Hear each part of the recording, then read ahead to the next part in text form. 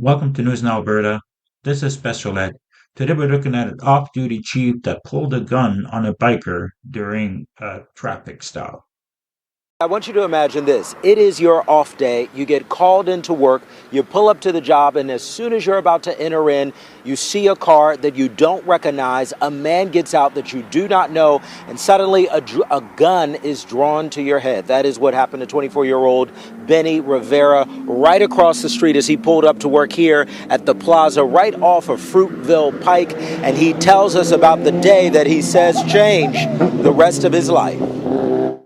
I was just shocked. Tonight, a Lancaster County man is reeling from the fallout of what he calls a traumatic incident. All I heard it was on the ground, or I will shoot you. Wingstop surveillance video shows the incident involving a 24-year-old Benny Rivera and off-duty Manheim Township Police Chief Duane Fisher. Rivera takes us to the scene of what happened on the evening of April 30th as he was pulling up to work. He grabbed me from my jacket. He started slamming me through the electric panel. He put his gun away at one point, grabbed me with his two hands, started just shaking me around and everything, and then the bike fell between my legs. From there, Rivera says he kept asking, "What is this about?" And it wasn't until later in the altercation that Chief Fisher revealed himself and said he was stopping Rivera for a traffic violation. So all this apparently happened for a traffic violation. They don't say what a traffic violation is. I think it's like running through a light or something. But you don't pull a gun out to a man's head for a traffic violation. If that was the case, once you pull up over here, you would have your lights on, you wouldn't be ready for anything, and you just would have detained me. I was flabbergasted. He was waving his gun around, so it was an unsafe place to do that. Two of Rivera's colleagues share what they witnessed. He kind of got closer to Benny, had the gun to the back of his head, and in a way he was like, "Oh, get on the ground or I'll shoot you." And that's when I called my other coworker. He didn't have the lights on. The moment I said something to him, he walks back to his car.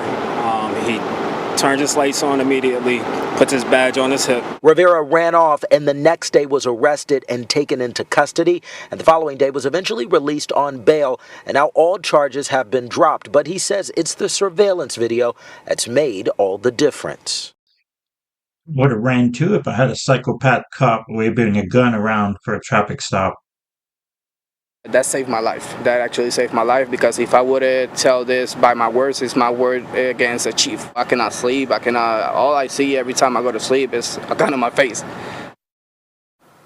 Now, we reached out to the DA's office, and they shared this statement with News 8 saying, in part, the Manheim Township Police Department and the parties agreed with the resolution of the charges in this manner based on the facts and circumstances of the case. Now, Rivera speaking with us tonight saying that he will be talking to his lawyer about pressing charges against the Manheim Township Police Department. And we should know that we also reached out to the police department and have not yet heard back. Reporting live here in Lancaster, Michael Fuller, WGAL News 8.